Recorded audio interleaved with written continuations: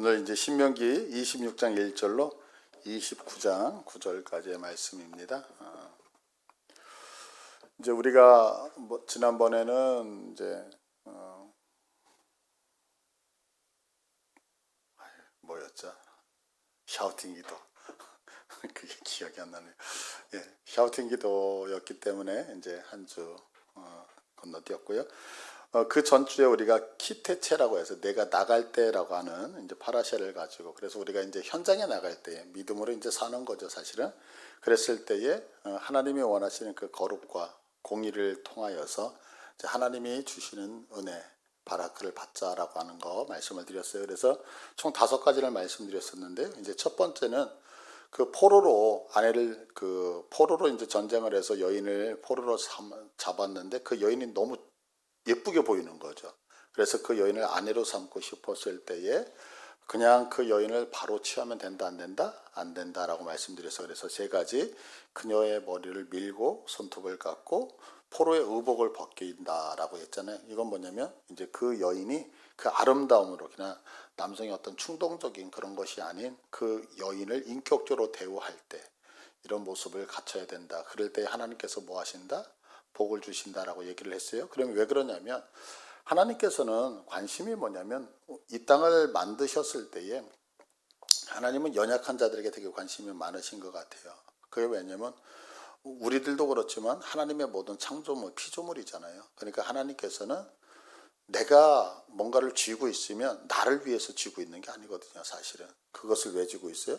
나누고 베풀기 위해서. 그러니까 하나님께서는 그 원리를 사용하시기 때문에 나누는 것을 복되게 하시는 것 같아요. 두 번째는 두 아내에게 자녀가 있을 때에 첫째 아들 내가 미워하는 거예요. 아내가 미우니까 자녀도 믿겠죠.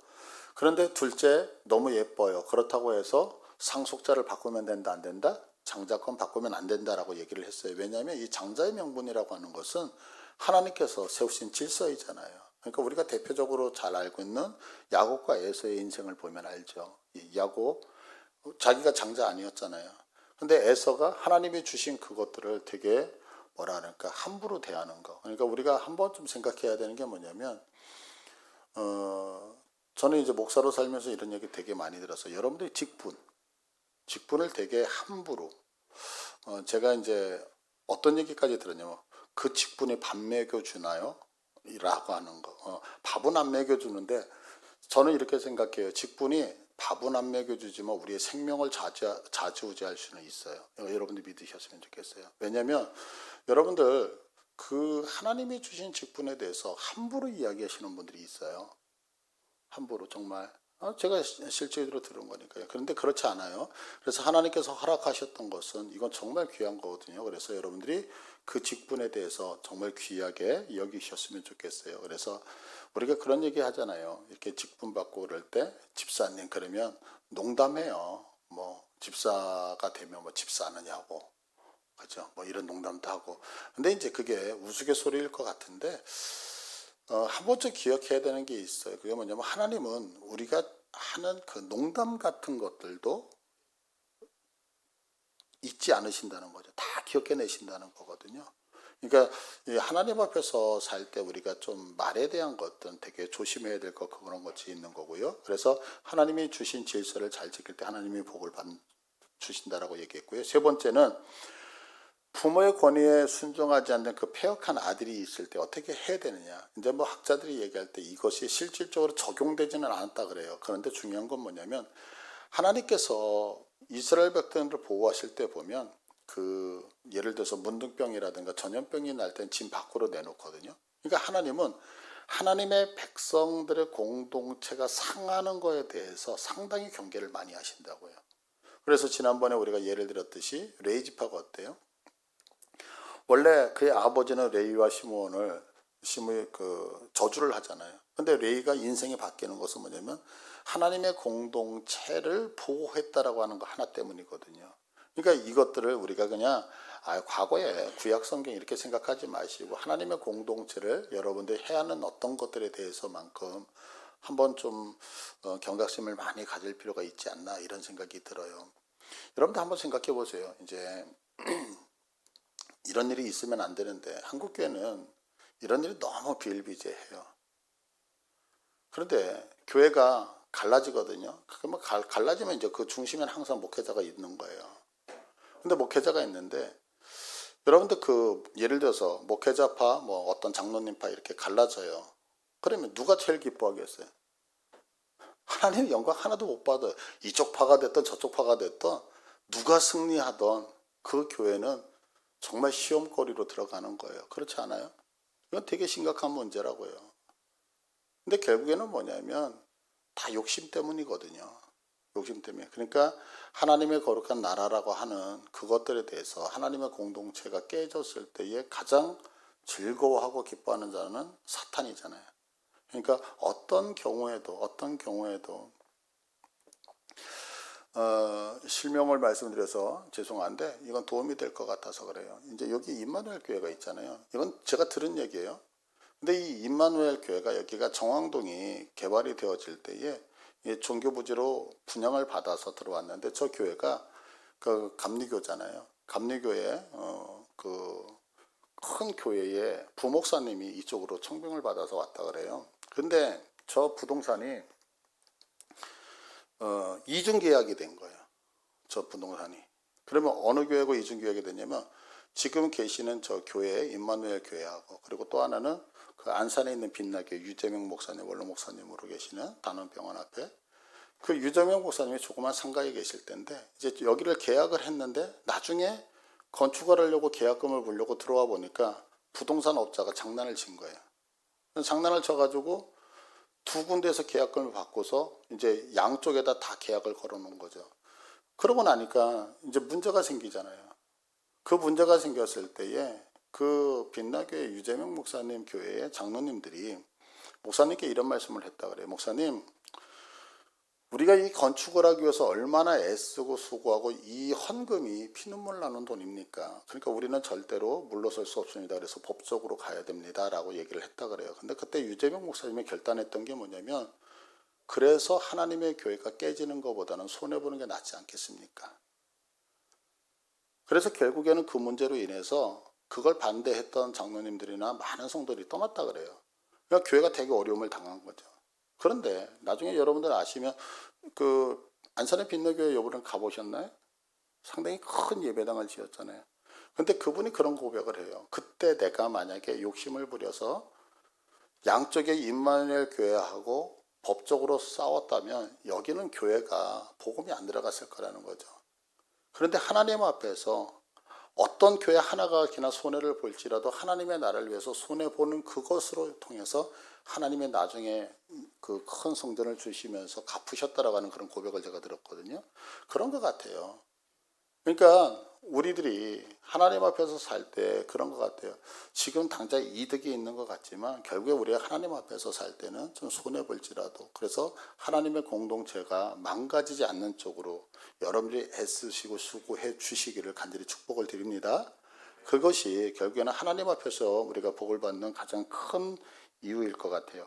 그 다음에 이제 죄에는 경중이 있다고 말씀을 드렸어요. 그래서 성령 회방죄에 대해서 말씀을 드렸는데 어떤 인간도 하나님이 하시는 일을 회방할 수 있다 없다? 없죠. 그러면 하나님의 일을 회방한다는 것은 그 자체가 이미 그분이 하나님 앞에 선택받지 못했다라고 밖에 볼 수 없는 거죠. 그래서 우리가 이 부분에 대해서 내가 하나님 앞에서 그 하나님의 일들을 거절하는 것들에 대해서. 근데 이제 저는 이제 모태신앙으로 많이 자랐잖아요. 모태신앙으로 자랐는데 이런 얘기를 되게 많이 들어요. 그런데 이제 우리가 이제 경계를 해야 되는 것이 이제 기복신앙이거든요. 신앙에서 기복신앙이라고요. 그래서 뭐 하나님 앞에 내가 이렇게 했더니 복을 받고 저렇게 했더니 저주를 받는데 이제 이게 되게 두려운 거거든요. 그러나 한 번쯤은 고민을 해봐야 돼요. 왜 고민을 하냐면 언젠가도 제가 말씀을 드렸잖아요. 이제 저희 형님이 이제 태국에서 목회를 하고 있는데 태국 목회 현장이 한국처럼 녹록하지가 않았던 거예요. 한국에서 부목사로 있다가 이제 영국으로 유학을 가기 위해서 영국에 가서 학교를 알아보고 들어왔다가 공항에서 선배 목사님이 김 목사 태국에서 지금 교회를 필요로 하는데 너 교회 좀 태국에 가서 개척 좀 할래? 이제 그러다가 이제 작정하고 일주일 만에 태국으로 훅쩍 날아간 거거든요. 그렇게 날아갔을 때에 그 요청했던 그분이 어떤 경제적인 문제가 있어가지고 치앙마이에서 방콕으로 우리 흔히 얘기하는 야밤도주를 하시게 된 거예요. 그러니까 나를 초빙한 사람이 어느 날 사라져 버렸어요. 그거 얼마나 힘들겠어요. 그렇지 않아요? 그렇게 어려움을 당하고 고생을 하고 있는데 하나님의 교회를 세워야 된다는 그 압박감으로 날마다 기도하면서 찬양하면서 이제 예배 드리는 가운데서 교회가 부흥하기 시작을 했잖아요. 근데 하나님께서 두 가지 일을 하셨다 그래요. 한 가지는 뭐냐면 외국인이 들어와서 선교를 할 때에 비자가 있어야 된다는 거예요. 근데 형은 그걸 몰랐대요. 근데 이상하게 이민국에서 와가지고 너네 그 목사 어디 있니? 그러면 우리 목사님 잠깐 나갔다고. 그러니까 이민국에서 올 때마다 나간 거야. 나가가지고 몇 년을 보면 10년을 못 만났어. 그래서 10년 동안 목회를 했는데 비자가 있어야 된다는 사실을 모르고서 목회를 한 거야. 그래서 얘기가 뭐냐면 무식하면 용감하다고 이게 하나님의 은혜였다는 거야. 그러니까 태국 경찰들이나 그 출입국 관리소에서 올 때마다 사람이 없어. 그렇게 피하게 만들지. 그래서 10년 뒤에 나중에 이제 비자를 발급되어졌던 게 하나님의 전적인 은혜였다 이거였고, 두 번째 고백이 뭐냐면 교회가 여러 가지 뭐 옳다 그르다를 떠나서 문제가 얼마나 많이 있어요. 그런데 신기하게 뭐냐면 교회가 어려움을 당하고 목사님에게 이렇게 그 어떤 목회를 함에 있어서 우리가 흔히 얘기하면 이제 그 부딪히는 부분이 있잖아요. 그러면 하나님이 신기하게 그분을 강제 출국을 시키신대요. 근데 어떤 권사님이 이제 공동회를 하면서 12월에 공동회 하잖아요. 이제 그 공동회를 하면서 저한테 이런 얘기를 하시더라고요. 목사님, 제가 이제 태국을 갔는데 목사님 제가 1월 달인가 뭐 2월 달에 한국으로 출국을 당합니다. 그래요.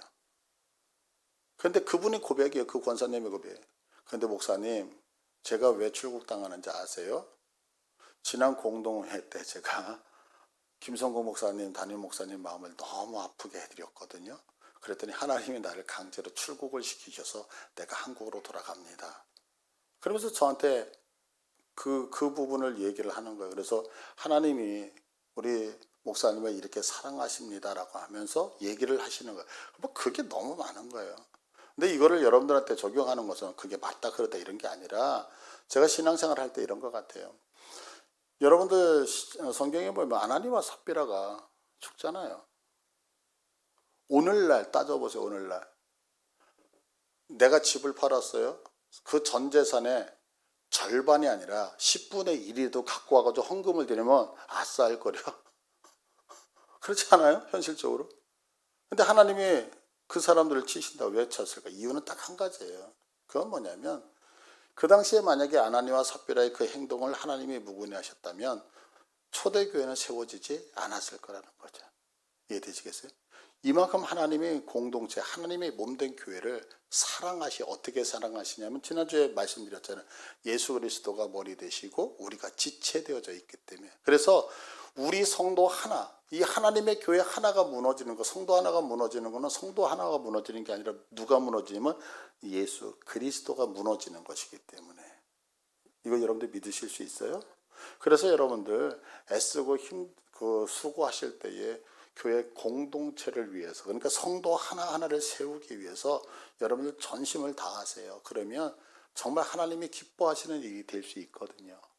이해되시죠? 그래서 제가 개인적으로 부탁드리는 건 그거 같아요. 우리 교회에서를 보면 목사는 늘 사랑받아요. 여기 계시는 분들 뭐 100이면 100, 저 다 사랑하잖아요. 미워하는 분 있어요? 손 들어보세요. 없잖아요. 그러니까 목회자에게 하는 것도 감사하지만 너무 감사해요. 그거 하지 말라는 거 아니에요. 하세요. 그런데 옆에 분들한테 많이 하세요. 왜?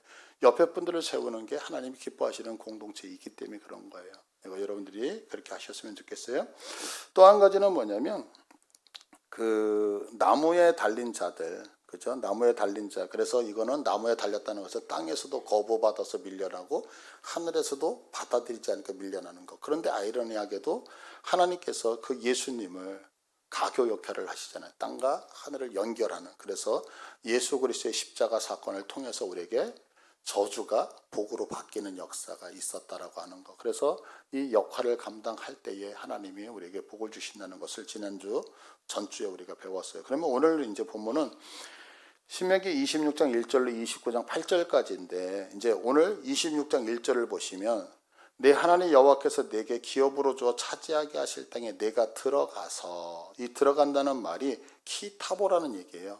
근데 키라고 하는 얘기는 뭐뭐 할 때, 타보는 들어가다. 그러니까 들어갈 때 이런 뜻을 갖고 있어요. 그러니까 내가 들어갈 때가 오늘 키워드거든요. 파라샤인데, 자, 지금 이 상황은 뭐냐면 신명기는 광야 2세대들이, 광야에서 태어난 사람들이 지금 모압 평지에서 아직 요단을 안 건너갔거든요.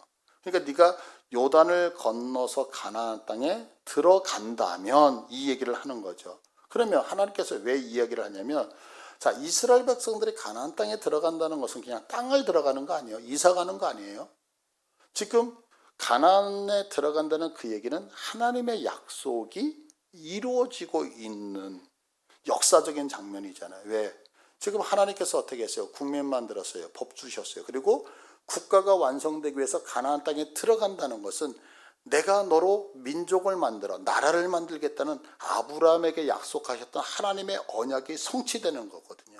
그러니까 가나안 땅에 들어간다는 말은 언약 백성으로서의 지위가 이제는 완성된다는 얘기를 하고 있어요. 그러면 이 얘기는 뭐냐면 내가 지금 가나안 땅에 들어간다면 하라고 하는 이 말은 우리식으로 하면 내가 하나님의 백성이 되었다면, 내가 하나님을 사랑한다면 너는 반드시 이렇게 해야 된다는 거예요. 그러니까 여러분도 하나님 사랑하시죠? 그러면 오늘의 말씀이 구약의 말씀이 아니에요. 내가 하나님의 백성이고 내가 하나님을 사랑한다면 나도 이렇게 하셔야 되는 거예요. 그러면 그 첫 번째가 뭐냐면 약속의 땅에 들어가면 그 첫 열매를 제사장에게 가져와야 된다는 거예요. 그 말씀이 본문 26장 2절에 있죠. 그래서 내 하나님 여호와께서 내게 주신 땅에서 그 토지의 모든 소산의 만물 할 때 이 만물이 뭐냐면 첫 열매라고 하는 단어예요. 첫 열매. 그런데 여기서 사용되어져 있는 이 첫 열매라고 하는 단어가 자꾸만 히브리어 얘기해서 죄송해요. 그런데 의도 때문에 그래, 의미 때문에. 레시트라고 하는 단어인데 이게 뭐냐면 태초에 천지를 창조하셨다 할 때 그 태초라고 하는 단어 있죠. 베레시트. 그 단어하고 똑같은 단어예요. 이게 처음이라는 거, 순서적으로 처음이라는 얘기예요. 순서적으로. 그런데 오늘 본문과 동일하게 병행 구절이 있어요. 왜냐하면 오늘 본문은 2세대들에게 얘기를 하는 거지만 그 앞세대, 아버지 세대에게 너희가 가나안 땅에 들어간다면 이렇게 얘기했던 적도 있거든요. 그래서 출애굽기 23장 19절에 보면 내 토지에서 처음 거둔 열매의 할 때 이 열매의 이게 뭐냐면 첫 열매라는 얘기예요. 근데 요때의 단어는 비쿠림이라고 하는 단어를 써요. 그러면 이건 뭐냐면 처음으로 터졌다 이런 뜻을 갖고 있어요. 아까는 순서상으로 처음이라고 한다면 이거는 생명으로서 처음 것이라고 하는 뜻을 갖고 있는 거예요. 생명으로서. 자, 그런데 유대인들이 이 첫 것을 언제 제사장들에게 갖고 오라 그러잖아요. 그러면 언제 갖고 가냐면 민수기 28장 26절을 보면 77절 처음 익은 열매를 드리는 날에. 그러면 77절이 언제냐면 우리나라 절기로 따지면 맥주 감사절이에요. 그래서 맥주 감사절에 이스라엘 백성들은 첫 열매를 해서 하나님 앞에 드리게끔 되어졌어요. 그래서 이거 첫 열매를 드린다 그래서 이 첫 열매 드리는 요거를 우리는 뭐 구정, 추석 이렇게 절기 이야기 하잖아요. 그것처럼 요 절기 이름을 비쿠림 이러는 거예요. 비쿠림. 그러면 비쿠림이라는 얘기는 두 가지. 하나는 그냥 첫 열매라고 하는 의미도 있지만 또 하나는 뭐냐면 첫 열매를 드리는 절기 이런 뜻도 있는 거예요. 그래서 요 모든 거를 비크림이라고 얘기를 해요. 이스라엘 사람들. 오늘날도 그래요. 그런데 오늘 본문에서는 이 지금 첫 열매를 레시트, 그 처음의 순서로 첫 번째 것 이렇게 얘기를 했다 그랬잖아요. 그리고 출애굽기와 민수기에서는 첫 열매를 비크림이라고 얘기를 했어요. 그러면 왜 똑같은 첫 열매인데 의도는 똑같은데 다르게 했느냐? 그 이유가 있어. 강조점이 다르기 때문에 그래요. 어떤 강조점이 다르냐면 오늘 본문에서 첫 열매를 첫 번째 것, 레시트라고 하는 이유로 한 것은 뭐냐면 우선순위를 얘기를 하는 거. 우선순위. 그러면 왜 우선순위를 얘기하냐면 제가 이 신명기서는 누구에게 쓴 거냐면 이스라엘 백성들이 홍해를 건너왔어요. 그게 1세대잖아요. 1세대들이 가데스 바네아까지 가가지고 전부 다 멸망당했어요. 이유는 지금 단에서부터 부엘세바까지 백두에서 할라까지 이스라엘 땅을 40일 동안 정탐하고 왔다가 그들이 고백하는 얘기가 뭐냐면 우리는 메뚜기 같아서 저 땅 점령한다 못한다? 못한다 이랬어요. 그러면서 아버지 세대가 신앙에서 실패했던 이유가 뭐냐면 하나님이 우선이 아니었고 언제나 내 생각과 내 방법이 우선이었기 때문에 인생을 실패했다고요. 그러니까 하나님께서 모압 평지에 와 있는 이스라엘 2세대들에게 얘기하는 것이 뭐냐면 너희들이 하나님을 믿는다면 너희들이 저 가나안 땅에 들어간다면 꼭 기억해라. 첫 번째 기억해야 되는 거 뭐냐면 가장 우선순위로 생각해야 될 게 뭐예요? 하나님을 기억해야 된단다. 이 얘기를 지금 강조하고 있는 거예요. 여러분들 인생에서 먹고 사는 문제라든가 뭐 자녀의 문제라든가 뭐 효도 모든 게 다 있잖아요 우리에게. 그러나 여러분들 중요한 것이 있어요. 그게 뭐냐면 가장 우선순위가 뭐라고요? 하나님이 우선순위 되셔야 되는 것을 믿으시길 바라요. 그래서 이 하나님을 우선순위로 해야 되기 때문에 무슨 단어를 들면 레시트 첫 번째 것 이렇게 얘기를 하는 거예요. 그런데 이 언약 백성들이잖아요. 이스라엘 백성들은. 그럼 이 언약 백성들에게는 우선순위가 하나님이지만 이제 출애굽과 민수기는 1세대들에게 얘기한 거거든요. 그러면 1세대들에게 얘기할 때 비쿠림은 무엇을 강조하고 있는 거냐면 신앙 고백을 강조시키고 있는 거예요. 그럼 어떤 신앙 고백을 강조하냐면 첫 열매라고 하는 것은 아무거나가 철문 열매가 아니라 첫 열매는 반드시 요단을 건너서 가나안 땅에 가서 재배하는 7개의 열매만을 첫 열매라고 하는 거예요. 그러면 여러분들 생각해 보세요. 자, 여기 요단강이 있어요. 저쪽에 아직 안 건너가고 여기 모압 평지에 있을 때도 상추를 심었는데 상추의 첫 열매가 나와요, 안 나와요? 나오죠. 그건 첫 열매요, 아니에요? 그건 첫 열매가 아니에요. 그러면 반드시 첫 열매는 비쿠림이라고 하는 거는 요단을 건너가서 그곳에서 맺는 7가지야. 그럼 그 7가지가 뭐냐면 밀, 보리, 포도, 부화과, 석류, 올리브, 종려나무, 대추나무 열매. 이거 7가지거든요. 이 7가지. 그러면 잘 생각하세요. 자, 이 7가지가 왜 첫 열매냐면 자, 가나안 땅에 들어간 건 이스라엘 백성들이 실력이 있어서 들어간 거예요? 아니면 하나님이 넣어주신 거예요? 그죠? 하나님이 넣어주셨잖아요. 그래서 가나안 땅에 들어가서 이 7개를 재배했을 때 나오면 열매가 딱 보이면 이스라엘 백성은 그거를 빨간 실로 묶어요. 그리고 그 열매가 자라면 그 열매를 따가지고 피리를 불면서 성전으로 가지고 올라가는 거예요. 그러면 성전에서 이스라엘 시민, 예루살렘에 있는 시민들이 뭐냐면 우리 형제들이여 빨리 평안히 오십시오 그래요. 그리고 이들이 그걸 제사장 한 게 딱 올릴 때에 이게 첫 열매가 되는데 올릴 때 그냥 올리는 게 아니라 오늘 본문 보시면 26장 5절서부터 10절까지를 암송하면서 드려. 그 암송하면서 드리는 게 뭔지 그 빨간색 이게 자 드린다고 생각하면서 하는 거예요. 자, 우리도 암송해 보자고. 시작. 내 조상은 방랑하는 아람 사람으로서 애굽에 내려가 거기에서 소수로 거류하였더니 거기에서 크고 강하고 번성한 민족이 되었는데 애굽 사람이 우리를 학대하며 우리를 괴롭히며 우리에게 중노동을 시키므로 우리가 우리 조상의 하나님 여호와께 부르짖었더니 여호와께서 우리 음성을 들으시고 우리의 고통과 신고와 압제를 보시고 여호와께서 강한 손과 편팔과 큰 위엄과 이적과 기사로 우리를 애굽에서 인도하여 내시고 이곳으로 인도하사 이 땅 곧 젖과 꿀이 흐르는 땅을 주셨나이다. 여호와여 이제 내가 주께서 내게 주신 토지 소산의 만물을 가져왔나이다. 아멘. 그리고 하나님 앞에 드리는 거예요. 그러면 지금 이 고백 보시면 내가 했어요, 하나님이 하셨어요. 그렇죠? 그래서 이 천물 하나님 앞에 그림을 드리면서 고백이 뭐냐면 이것은 내가 한 것이 아니라 모든 것이 뭐였다? 하나님의 은혜였습니다. 하나님의 인도하셨습니다. 라고 하는 신앙 고백이 들어가는 거예요. 여기에. 그런데 보세요. 이게 중요한 것이 뭐냐면 이게 예수님의 예표로 연결이 되어진다고요. 예수님께서 십자가에서 돌아가시잖아요. 그리고 예수님이 3일 만에 부활하셨어요. 자, 그러면 예수님이 언제 돌아가시냐면 예수님이 돌아가신 날이 큰 명절. 그럼 큰 명절이 뭐냐면 6월절이거든요. 그리고 6월절에 돌아가셨다가 언제 부활하시냐면, 자, 레위기서 23장 10절과 11절을 볼게요. 3일 뒤에 부활하시잖아요. 근데 그 3일이 구약에는 뭘로 등장하고 있느냐면, 이스라엘 자손에게 말에 이르나 너희는 내가 너희에게 주는 땅에 들어가서 너희 곡물을 거둘 때 너희의 곡물의 첫 이삭 한 단을 제사장에게로 가져갈 것이요, 제사장은 너희를 위하여 그 단을 여호와 앞에 기쁘게 받으심이 되도록 흔들되, 요제를 드리라는 거죠. 흔들되 언제 드려요? 안식일 이튿날에 흔들 것이며. 아멘. 자, 그러면 구약 성경에서 안식일은 무슨 요일? 토요일이죠. 그러면 안식일 이튿날은 무슨 날? 주일이죠. 그럼 예수님 언제 부활하셨어요? 그죠? 예수님이 부활하신 게 주일이잖아요. 그래서 이것을 알았던, 그러니까 예수님이 초실절에 부활하더라고요. 초실절에.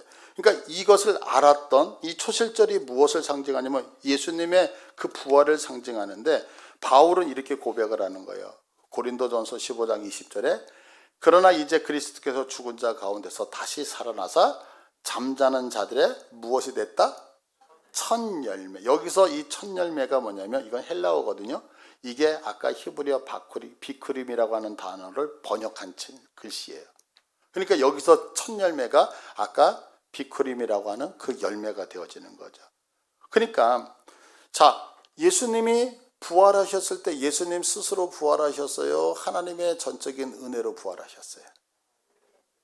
전적인 은혜로 부활하신 것. 그러니까 이것은 뭐냐면 초실절에 이걸 드린 것은, 이것은 내 힘으로 얻은 수확이 아니라 하나님의 인도하심이었습니다 라는 얘기와 같이, 예수님이 잠자는 자들의 첫 열매가 되셨다는 것은 뭐냐면 구원은 인간의 수고와 노력이 아닌 누구에 의해서? 철저하게 하나님의 열심과 약속으로 말미암아 이루어진다라고 하는 것을 예표하는 말씀이었단 말이에요. 그래서 우리가 깨달을 수 있는 결론은 뭐냐면, 하나님의 백성이라고 한다면, 내가 하나님을 믿는 백성이라고 한다면 반드시 고백이 하나가 있어야 돼. 네가 가나안 땅에 들어간다면. 어떤 고백이냐면 나를 여기까지 인도하신 분이 누구다? 하나님입니다 라는 이 고백을 반드시 해야 된다는 거야. 아멘. 여러분들 여기까지 살아온 것이 하나님의 은혜인 것을 믿으십니까? 그래서 여러분들 신앙에서 가장 중요한 게 뭐냐면, 보세요. 예배가 왜 중요하냐면, 예배는 두 가지라 그랬잖아요. 안식일을 거룩하게 지켜라. 왜 지켜야 되냐? 하나님이 나를 창조하셨다. 안식일을 거룩하게 지켜라. 왜 거룩하게 지켜야 돼요? 하나님이 나를 애굽 땅에서 구원하셨다. 자, 그러면 창조는 내 힘으로 할 수 있어요? 하나님의 능력인가요? 구원은 내 힘으로 하나요? 하나님의 능력인가요? 그래서 예배 행위, 다시 얘기해서 예배를 정성을 드렸다 안 드렸다보다 훨씬 더 중요한 것은 예배에 참여한다는 얘기는 하나님의 나의 창조주요, 하나님의 나의 구원자입니다, 하나님이 하셨다라고 하는 신앙 고백이 되어지는 거예요. 그래서 여러분들 지금 이 자리에 나오신 게 별거 아닌 것 같죠. 그러나 이것은 영적으로 엄청난 승리이고 하나님을 기쁘시게 하는, 어떤 하나님 당신만이 창조주요, 하나님 당신만이 나의 구원자라고 하는 신앙 고백이 들어가는 거예요. 자, 두 번째, 하나님이 나를 여기까지 인도하셨다라고 하는 신앙 고백이 또 하나 있어요. 그게 뭐냐면 11조예요. 그게 뭐냐면 헌금이 아니에요. 11조를 헌금으로 생각하면 큰일 나요, 여러분. 그건 헌금이 아니라 하나님이 내 인생의 모든 것을 책임지셨습니다 라고 하는 신앙의 고백이라고요. 그러면 11조라는 단어가 어디에 제일 먼저 나오냐면 창세기 14장이거든요. 지금 아브라함 시대에 그의 조카 롯이 소돔과 고모라 땅에 살고 있었잖아요. 근데 북쪽에 있는 연합군과 아래쪽에 있는 연합군이 큰 싸움이 있어서 이 아브라함의 조카 롯이 잡혀가게 되어진다고요. 그때에 아브라함이 318명을 데리고 나서 그의 조카 롯을 구출하러 갔어요. 그리고 구출하고 돌아왔을 때에 살레방 멜기세덱이 아브라함에게 나타난다고요. 자, 그러면서 아브라함에게 축복을 해요. 축복을. 근데 히브리서에 보면 그 멜기세덱이 누구냐면 아비도 없어, 어미도 없어. 알파와 오메가야. 그럼 알파와 오메가는 누구이실까요? 예수님을 얘기하고 있거든요. 근데 그 예수님이 축복을 해. 그러면 그 축복을 했을 때 아브라함이 무슨 얘기를 하면, 와, 나를 축복해 주시니까 너무 감사합니다 라고 이야기를 해야 되는데, 아브라함이 아무 소리를 안 하고 한 가지를 해. 그게 뭐냐면, 내가 전쟁에서 가져온 그 전쟁의 수확물의 10분의 1을 하나님 앞에 드렸더라라고 얘기해요. 그 얘기는 무슨 고백이냐면, 이 전쟁은 누구의 은혜였다? 전적인 하나님의 은혜였습니다. 하나님이 지도하신 전쟁의 승리였습니다는 신앙 고백이 들어가는 거거든요. 이 얘기는 뭐냐면, 내가 하나님 앞에 물질을 드린다라고 한 11조를 드리고 있다는 건 한 가지 신앙 고백이 뭐냐면, 하나님이 내 인생을 책임지고 계십니다. 이 인생의 삶의 승리를 주님이 허락하셨습니다라고 하는 신앙 고백인 거예요. 그래서 제가 여러분들에게 말씀드리는 것이 뭐냐, 우리 성도는 반드시 두 가지 신앙 고백을 하는데, 하나님의 나의 창조주요 구원자라고 하는 예배의 고백과 하나님이 내 인생을 책임지십니다라고 하는 11조의 이 신앙 고백은 여러분의 정성, 여러분의 어떤 그 열정하고 아무 상관없이 행위적인 신앙 고백인 거예요. 그래서 제가 늘 강조하잖아요. 여러분이 내가 아무리 하나님을 사랑한다고 얘기하던, 하나님을 위해서 내가 목숨을 바친다고 얘기하던, 예배를 안 드린다는 얘기는 뭐냐면, 하나님이 나의 창조주 아니요, 하나님의 구원자 아닙니다라는 얘기예요. 또 한 가지, 내가 하나님 앞에 물질을 11조를 드리지 않는다는 얘기는 뭐냐면, 그가 고백하는 것이 얼마나 아름다워도 딱 한 가지 고백을 갖고 있는 거예요. 내 인생은 내가 책임지고 갑니다라는 신앙 고백이 되어지는 거예요. 그거는. 그래서 여러분들 지금 이 첫 것이라고 하는 것은 무엇? 순서상으로 얘기하는 게 아니란 말이에요. 자, 그래서 성경은 이렇게 얘기를 하고 있는, 이 첫 열매 비크림은 단순히 첫 것. 그런데 우리는 이렇게 얘기하잖아요. 여러분들, 내 인생의 첫 번째 것을 하나님 앞에 드린다. 그래서 우리 월삭 감사 예배 이렇게 얘기를 하잖아요. 그때 드리는 것은 순서상으로 첫 번째 거잖아요. 근데 성경에서는 지금 말씀드렸던 것처럼 순서상의 첫 것을 첫 것이라고 얘기하지 않는다고요, 성경은. 그러면 성경에서 첫 것이라고 하는 개념은 뭐냐면, 내 힘으로 얻은 수확이 아니라 이것은 하나님의 힘으로, 하나님의 도우심으로 받은 겁니다라고 하는 것을 첫 것이라고 하는 거예요. 그래서 가나안 땅에 들어갔을 때, 가나안 땅에 들어갔더니 순서적으로 내가 보리 심었더니 보리의 첫 것을 드리는 게 아니라, 이것은 내가 얻은 것이 아니라 누구의 도움으로? 하나님의 도우심으로, 하나님이 함께 하심으로 얻은 겁니다. 그래서 이게 첫 것이 되어지는 거예요. 의미 되시죠? 그래서 마치 우리가 솔로몬의 그 일천번제 드리는 것을 일천번제 드릴 때에 솔로몬이 드리는 그 태울 번자를 쓰잖아요. 1000마리를 동시에 태우는데 우리는 차례 번자로 해서 순서대로 가잖아요. 이게 성경하고 의도는 있지만 다른 것처럼. 그래서 우리가 하나님 앞에 첫째 것을 드린다는 것은 처음이기 때문에 드린다의 개념이 아니라, 내 힘으로 얻은 수확이 아니라 하나님의 인도하심이라고 하는. 그러니까 내가 예수를 믿는다면 첫 번째 고백이 뭐야? 하나님의 인도하심으로 내가 삽니다라는 신앙 고백이 있어야 된다, 없어야 된다? 이게 성경이 우리에게 요청하고 있는 거예요. 그러니까 여러분들 이런 단어 쓰면 안 되는 거야. 내 생각에는. 내 생각에는. 이게 별거 아닌 것 같지만 엄청난 불순종인 거예요, 신앙에서는. 그래서 여러분들 깨달으셔서 내가 예수를 제대로 믿는다면 하나님에 대한 인도하신 분이 하나님이라는 이 신앙 고백 꼭 하시기를 축복을 드립니다. 자, 두 번째는 뭐냐면, 가나안 땅에 들어간다면 이렇게 하라 라고 얘기해요. 27장을 보니까 27장 2절에 너희가 요단을 건너 내 하나님 여호와께서 내게 주시는 땅에 들어가는 날에 큰 돌들을 세우고 석회를 바르라 이래요. 이게 무슨 얘기냐면, 이제 그 당시에 이제 고대 국가의 이야기거든요. 이게 뭐냐면, 나라와 나라 사이에 어떤 약속을 할 때는, 자, 우리 서로 새끼손가락 걸고 약속해 도장 찍어, 이게 아니라 큰 돌멩이에다가 글을 새기는 거예요. 그래서 여기 시흥시하고 안산시하고 두 개가 이제 약속을 하잖아요. 그러면 그 경계석에다가 큰 돌멩이를 놓고서 우리 서로 언약을 했다면서 내용을 써요. 자, 그래서 큰 돌을 세운다는 얘기는 뭐냐면 약속을 한다는 얘기예요. 자, 그러면 그 돌멩이를 그냥 큰 돌만 세워놓는 게 아니라, 그러면 그 돌멩이에다 뭐를 내면 그 무슨 약속을 했는지 언약의 내용을 기록하게 되어져 있어요. 근데 이것이 돌멩이, 여러분들 이렇게 묘지 같은 데 가면 묘비석 새카만 것이 있는데 거기 글씨파고서 흰 석회로 이렇게 하면 눈에 딱 들어오잖아요. 그것처럼 지금 돌멩이들이 거무칙칙하잖아요. 거기에다가 글씨를 쓰고 회칠을 하라는 거. 그러면 눈에 탁 들어오잖아요. 금방 글씨가. 지금 그거 하라는 거예요. 그러면 그 계약서의 내용이 뭐냐면 3절에 이렇게 얘기하죠. 요단을 건넌 후에 이 율법의 모든 말씀을 어디에? 그 큰 돌 위에 기록하라. 이렇게 얘기하는 거예요. 그러니까 큰 돌멩이는 너와 내가 지금 약속을 맺었다. 그리고 지금 너는 이런 약속으로 우리는 서로 계약을 한 거야라는 그 내용을 적으라는 거예요.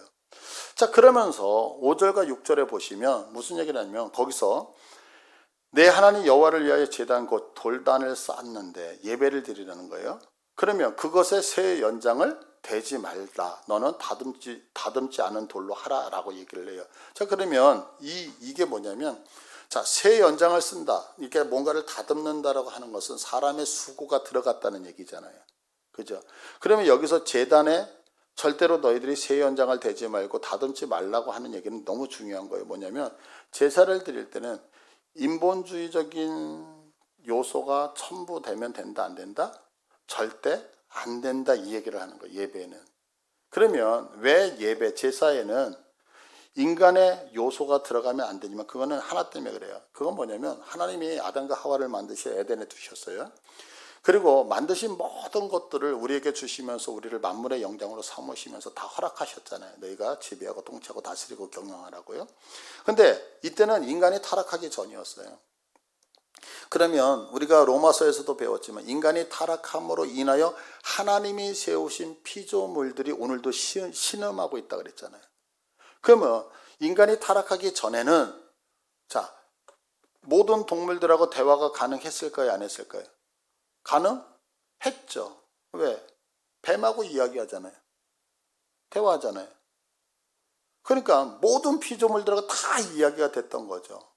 그러니까 제가 언젠가도 이런 상상 속에 빠졌는데 하나님이 우리가 하나님 앞에 죄를 짓기 이전의 모든 피조물들은 우리들과 관계를 맺으면서 우리를 회피하는 게 아니라 우리와 친근감이 있었다고요.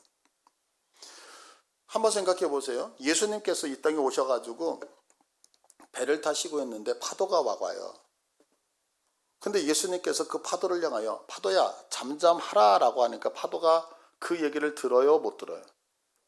들어요. 여러분들 그대로 믿으시죠?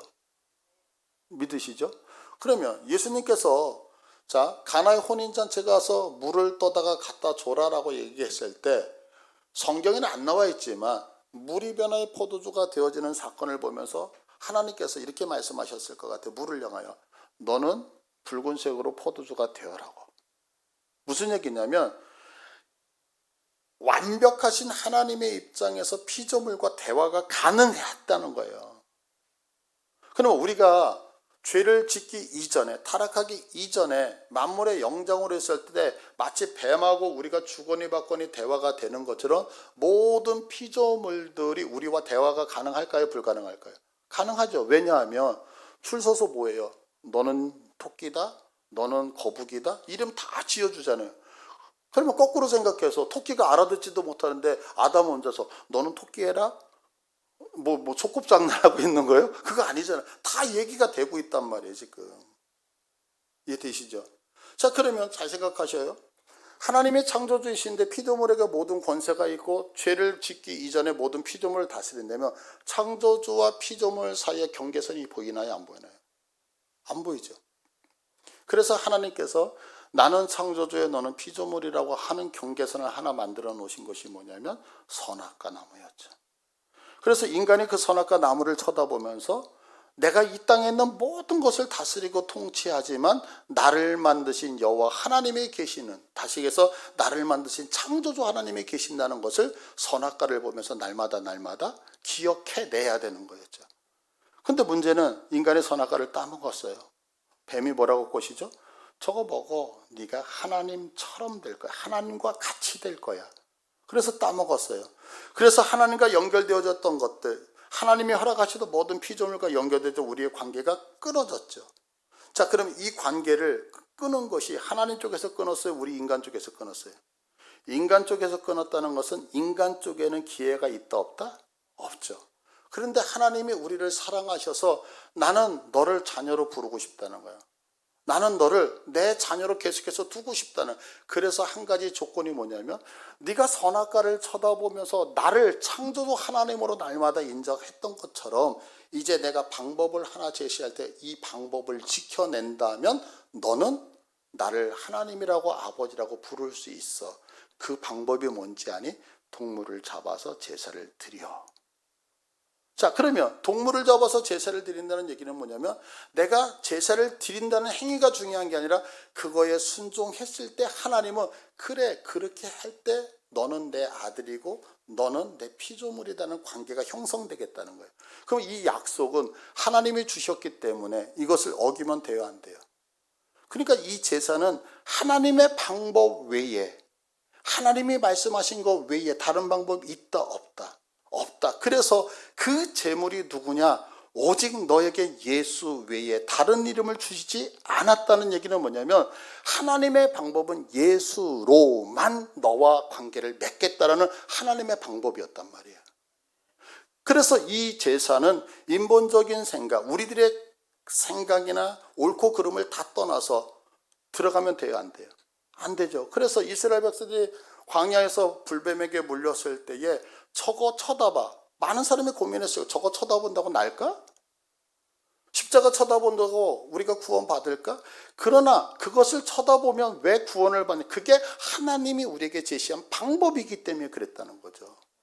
이거 믿으셔요? 그래서 우리가 옳다 그르다, 그래서 똑똑한 척하는 것을 성경은 뭐냐면 우리의 생각이 미련하여서 망한다라고 얘기하는 것은 뭐냐면 하나님의 방법은 똑똑함이 아니라 그분의 명령이기 때문에. 그러니까 제사에는 다른 방법이 들어가면 된다 안 된다? 안 들어간다. 그것을 돌단을 쌓을 때에 무엇하면 안 돼? 새 연장되면 안 돼. 돌단을 쌓을 때에 그것을 뭐하면 안 돼? 다듬으면 안 돼. 너희들의 방법이 들어가면 된다 안 된다? 안 된다. 그러니까 예배는 여러분, 예배는 철저하게 하나님이 요구하시는 방법대로만 드리는 거예요. 자, 그러면 하나님이 요구하시는 방법이면, 자, 하나님이 여러분 기분 상했을 때 예배 드려야 돼요, 안 드려야 돼요? 하나님이 딱 체크하시죠. 오늘 네 기분이 100에서 50이니? 그러면 네 예배 안 받을까? 하나님이 이러셔요? 아니죠. 하나님은 예배를 받으시잖아요. 근데 우리는 기분 나빠서 안 드려. 날씨 좋아서 안 드려. 날씨가 흐려서 안 드려. 힘들어서 안 드려. 모여서 안 드려. 다 내 마음이야. 아니라는 거죠. 그래서 예배만큼은 여러분들 목숨을 뭐 해야 된다? 걸 가치가 있단 말이에요. 그래서 여러분 가세 예배에다 목숨 거세요. 자, 그런데 보세요. 이렇게 제사를 드리고 나서 이제 8절에 보시면, 자, 8절 4페이지인가요? 5페이지인가요? 다 같이 읽을게요. 시작. 너는 이 율법의 모든 말씀을 그 돌들 위에 분명히 하고 정확하게 기록할지니라. 아멘. 자, 그러면 제사를 왜 드리냐면, 제사라고 하는 것은 뭐냐면 이렇게 생각하시면 돼요. 하나님이 아브라함과 맺었던 헷불 언약을 생각해 보세요. 하나님이 아브라함과 약속을 하시죠. 언약을 맺을 때 아브라함아, 내가 저 하늘의 많은 별들처럼 내 자손을 저렇게 많게 하고 모래 아래 그 바다의 모래알처럼 많게 할게. 자, 너하고 나하고 약속했다. 자, 도장 찍자. 이렇게 안 하셨잖아요. 뭐 하셨어요? 동물을 잡아서 쪼개서 그리고 그 가운데 불 가운데 지나가시잖아요. 그러니까 옛날 동물을 쪼갠다는 개념은 뭐냐면 약속을 하고 있다는 개념이거든요. 그러면 지금 제사를 드리라는 것은 동물을 다 갈라냈잖아요. 그러면 이 제사 드린다는 이 행위는 뭐냐면 하나님과 내가 지금 무엇하고 있다는 거야? 약속을 하고 있다는 거야. 자, 그러면 약속이라고 하는 행위가 제사예요. 행위가. 그러면 약속을 했다라고 하면 그 다음에 나타나는 게 뭐냐면 약속을 하면 무슨 내용으로 약속했는지 약속의 내용이 있어야 돼요, 없어야 돼요? 있어요. 그러니까 제사를 드려. 너하고 지금 나는 이 제사로 나는 너의 하나님, 너는 나의 백성이 되는 약속을 했다. 그러면 이 약속의 내용이 뭔지 아니? 그 내용을 뭐하라? 너는 그 돌들 위에 분명하고 정확하게 기록할지라. 이렇게 얘기를 하는 거예요. 그러니까 고대 풍습에서 약속을 할 때는 반드시 동물을 자르는, 그래서 제사를 드리는 것과 같은 동물을 죽이는 행위가 하나 있고, 그리고 그거에 대해서 무엇을 계약을 했는데 글로 쓰는 것이 반드시 필요한 거예요. 지금 그 문학적인 것들을 성경이 그대로 이용을 하는 거예요. 그러니까 우리에게 적용을 하면 예배를 드리는 이유가 뭐냐면, 예배를 드린다는 얘기는 여기서 끝나는 게 아니라 하나님과 내가 이제는 하나님이시고 나는 하나님의 피조물입니다는 계약을 맺는 행위가 이 예배인 거예요. 자, 이 예배는 뭐라고요? 하나님이 창조주요 나는 그분의 백성입니다라고 하는 계약 관계를 이 예배를 통해 이룬 거예요. 자, 그러면 여기서 끝나면 돼야 안 돼요? 이제는 내가 하나님의 백성입니다라고 하면 하나님의 백성과 하나님은 어떻게 계약을 맺는 계약 내용이 있잖아요. 그 계약 내용이 뭐냐면 그 계약 내용이 우리가 얘기하는 성경이라고요.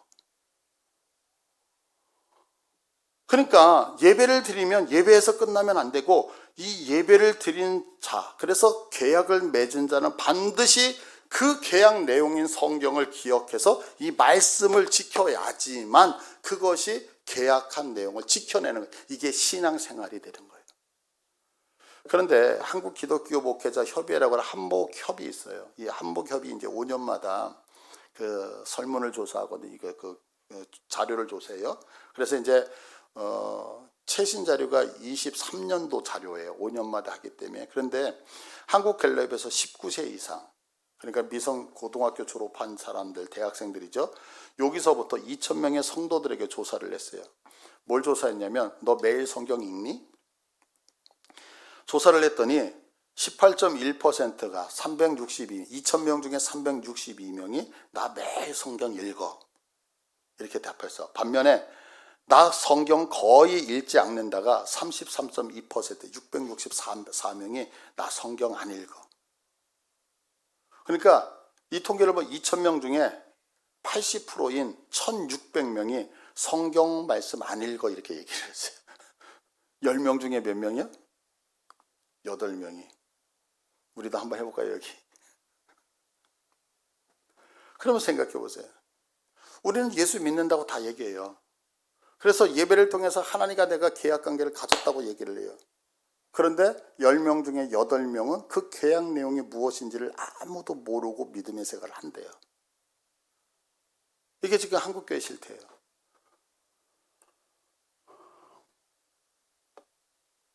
뭐 우리에게 여러분들이 솔직하게 물어보면 되잖아요.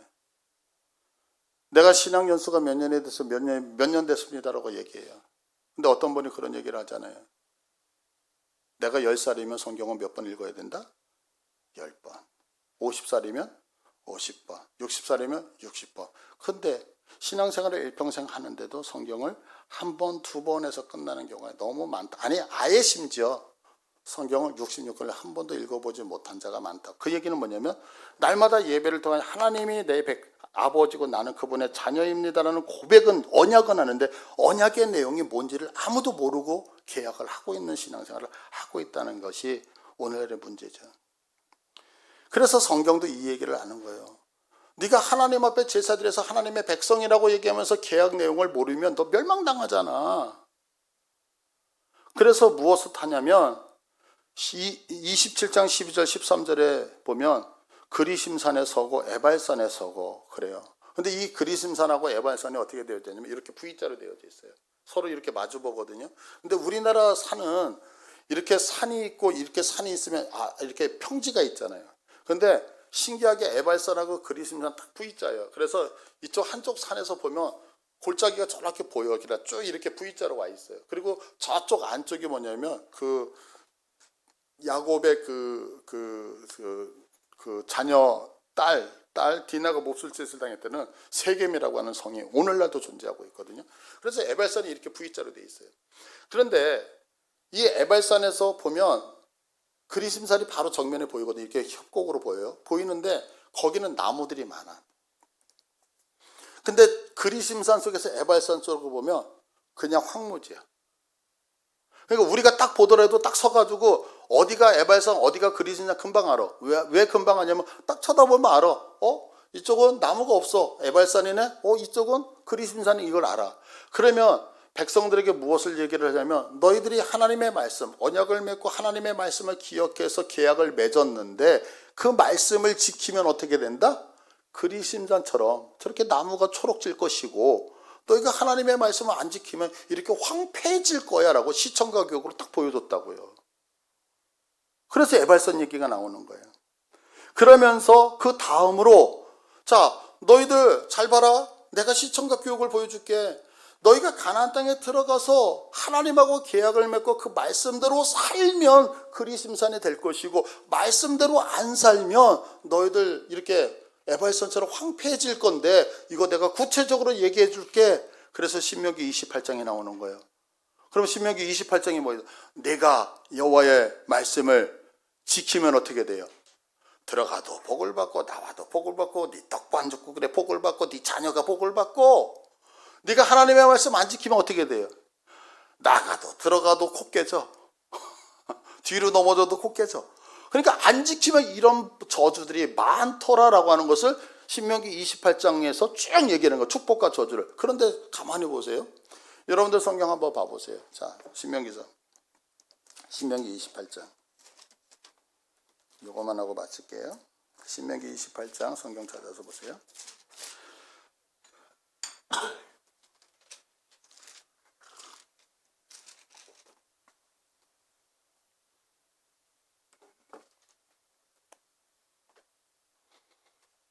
(28장 1절) 제 성경으로 303페이지인데요.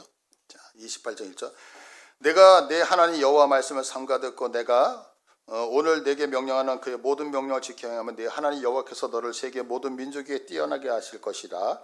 내가 내 하나님 여호와의 말씀을 청종하면 이 모든 복이 내게 임하며 내게 이르는데 성읍에서도 복받고 들에서도 복을 받고 내 몸의 자녀 내 토지의 소산 내 짐승의 새끼 소 양의 새끼가 복을 받을 것이며 내 강주리와 떡반죽 그릇이 복을 받을 것이며 내가 들어와도 복받고 나가도 복을 받을 것이다. 여호와께서 너를 대적하기 위해 일어난 적군들을 네 앞에서 패하게 하시라. 그들이 한 길로 너를 치러 들어왔다가 내 앞에서 7길로 도망한다. 뭐 이러면서 쭉 나와요.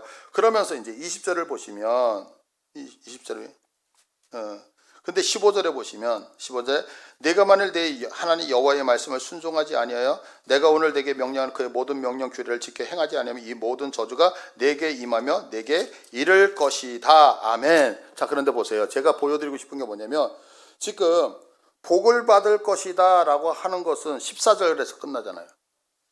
근데 15절부터 저주를 받을 것이다. 그런데 한 장 넘겨보세요. 이게 도대체 몇 장까지 가나? 68절까지 가요. 이해되시겠어요? 왜 그랬을까요? 인간은 하나님의 말씀을 따라가는 쪽보다 안 따라가는 쪽이 훨씬 더 많다고 성경이 알고 있어. 그래서 무슨 얘기하냐면 복 받는 거는 간단하게 얘기해. 왜? 어차피 다 복을 받아. 그런데 이거 하면 저주받고 이거 하면 저주받고 이거 하면 저주받고 구체적으로 저주에 대해서 쭉 얘기해. 그러면 그렇게 자세하게 얘기를 해주고 있다는 얘기는 너희들 하나님의 말씀대로 살라는 얘기예요? 안 살라는 얘기예요? 살라는 얘기예요. 그럴 때 뭐 한다? 하나님이 너희들의 책임을 너희들의 인생을 책임져 주시겠다. 그럼 어떻게 해줄 때? 첫 번째, 예수 믿는다면 하나님이 내게 공급하시는 것을 먼저 인정하라는 거예요. 그리고 하나님이 약속하신 약속을 기억하여 지켜내지는 못해. 근데 지켜내려고 수고하면 하나님이 너희들의 인생을 책임져 주시겠다. 이게 오늘의 말씀인 거예요. 그래서 여러분들 어렵고 힘들지라도 우리가 말씀대로 살기 위해서 왜? 이것이 결국에는 우리를 부하게 하기 때문에. 그래서 지켜낼 수 있는 복됨이 있기를 간절히 축복을 드립니다. 우리 이 시간에